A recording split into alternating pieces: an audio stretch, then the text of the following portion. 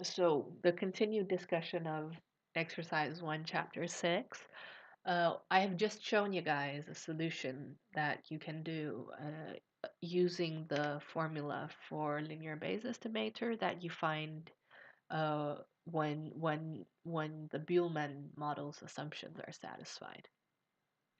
Now, the thing is, those assumptions are not necessarily always satisfied. Luckily for us, they are satisfied in A, so we could use the formulas. However, there are also cases when they aren't satisfied. So let us try to apply the formulas that hold in the general case uh, for this exercise as well. That is what they do in the PDF solution, and I also think it's a really good way to get acquainted with the notation and in general do some calculation practice. So what we're talking about here is the general problem of trying to minimize the expression that I'm writing up right now. So we want to minimize this expression, the mean of x minus y squared, um, based on data y given as y1, y2, and so on up until ym. So the aim is find y bar on the form a0 plus a1 multiplied by y1 plus a2 multiplied by y2, and so on, such that this expression is minimized by y hat based on the data y1 up to ym, where y hat has to minimize this expression by plugging y hat into y's place. I mean, maybe the more intuitive notation would be to write a hat here, but I mean, since we haven't found y hat yet, it's anyways, this is the general problem that we normally want to solve, and Proposition 611 in Section 6.1 kind of tells us some things about what we can do when we want to minimize this problem. First of all, they mention something about certain equations that y hat has to satisfy. We will take that in the video where we talk about 1b. The part of Proposition 611 that I want to focus on now is in the case that there is a unique y hat satisfying this, then that unique y hat can be expressed using formula 616. And it's this formula here. And it minimizes the mean of x minus y squared with the risk variance of x minus variance of y hat. So this proposition 611 both gives us what the linear Bayes estimator should be in our case and also what the linear Bayes risk would be in our case. Now, the thing for us that is kind of hard maybe is to understand the exact notation that is screwing with our brains in this section. So let us just try to understand what on earth this stuff is.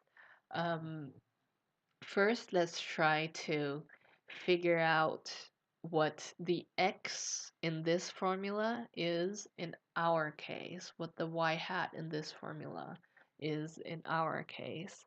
So what we want to do is we want to minimize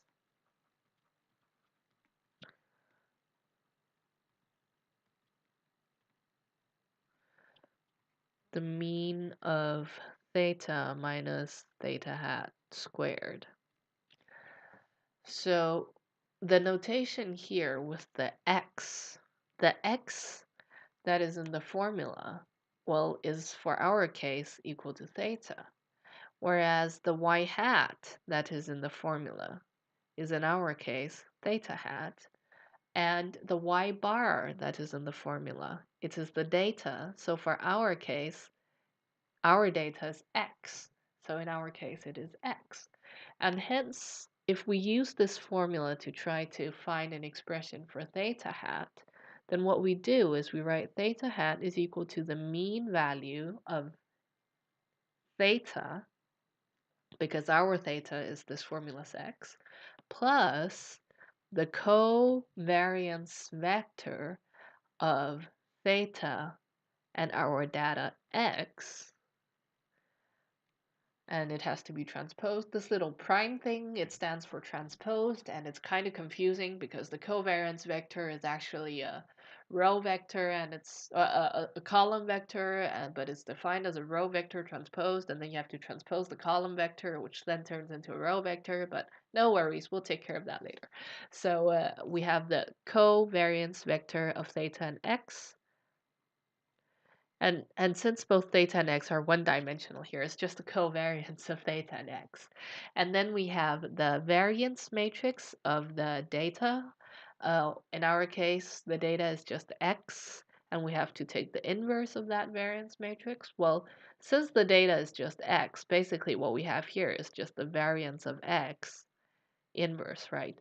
If the data had been x1, x2, and so on, then our variance matrix would actually be a matrix. But since we only have one data point, then the variance matrix is just a number. And then we have to multiply this by the data minus the mean of data. So we have to multiply it by x minus the mean of x. Now let's just write this up in a more pretty way. Should I try the ugly bubblegum color again? This is equal to the mean of theta plus the covariance of theta and x multiplied by 1 over the variance of x. So the variance of x to the minus first multiplied by x minus the mean of x.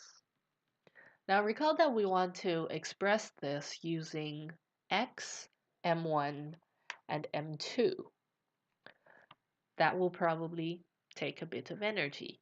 So we're just going to split this and continue it in the next video, because the next video will be mainly focused on calculating these things. This video was mainly focused on getting the notation of proposition 611 right. Just before we continue, just note that when we have to calculate the risk, then basically we have that rho of theta hat is equal to the variance of theta, which is our x, minus the variance of theta hat, which is our y hat in our case.